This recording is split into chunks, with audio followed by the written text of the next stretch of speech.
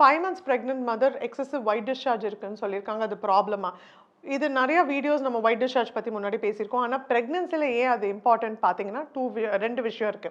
வெள்ளப்படுதல்ன்றது கர்டி white அதாவது தயிர் மாரி திரியா இருக்கிறதும், பிளஸ் அதுக்கு ஃபவுல் ஸ்மெல்லிங் கிரீனிஷ் கலர் இல்லன்னா ஃபவுல் ஸ்மெல்லிங் வாடை இருந்தாலும், இல்ல அரிப்பு இருந்தாலும் அது ரொம்ப ரொம்ப முக்கியமானது நீங்க நோட் பண்ண வேண்டியது. ஏன்னா ஃபங்கல் இன்ஃபெக்ஷன் அரிப்பு இருந்தா மோஸ்டா அது இருக்கும். 2வது கிரீனிஷ் ஃபவுல் ஸ்மெல்லிங்கா இருந்தது அப்படின்னா பாக்டீரியல் இன்ஃபெக்ஷன்.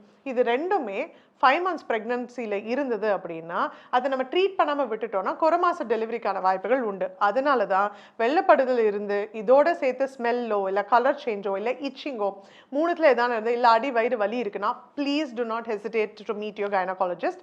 ஏன்னா அத நம்ம டெஸ்ட் பண்ணி பார்க்கணும். கர்ப்பப்பை வாய் லெங்த் எப்படி இருக்குன்னு பார்க்கணும். ஹை வெஜைனல் ஸ்வாப்ன்னு ஒண்ணு இருக்கு. HPSன்னு சொல்லுவோம். அந்த ஸ்வாப் எடுத்து நம்ம டெஸ்ட் காமிச்சோம்னா, என்ன கிருமினால இன்ஃபெக்ஷன் வந்திருக்குன்றத பார்க்க முடியும். ஸோ அந்த கிருமியை பொறுத்தவரைக்கும் அத நம்ம மெடிசின்ஸ் குடுத்தோம்னா, இன்ஃபெக்ஷனை இராடிகேட் பண்ணிடலாம்.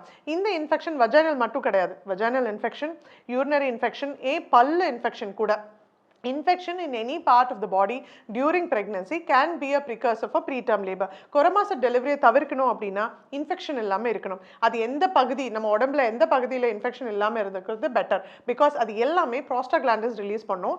அந்த ப்ராஸ்டாகிளாண்டின் சப்ஸ்டன்சஸ் தான் நம்ம யூட்ரஸை கண்ட்ராக்ட் பண்ண ஆரம்பிக்க போகுது. ஸோ முடிஞ்ச வரைக்கும் இன்ஃபெக்ஷன் ஃப்ரீயாக இருக்க ட்ரை பண்ணுங்க. நிறைய தண்ணி குடிங்க.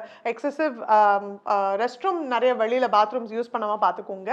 அண்ட் இதை தாண்டி உங்களுக்கு வஜைனல் டிஸ்சார்ஜ் இருக்கு, இதெல்லாம் தாண்டியும் வஜைனல் இன்ஃபெக்ஷன் இருக்குன்னா, do not hesitate to meet your gynecologist for treatment.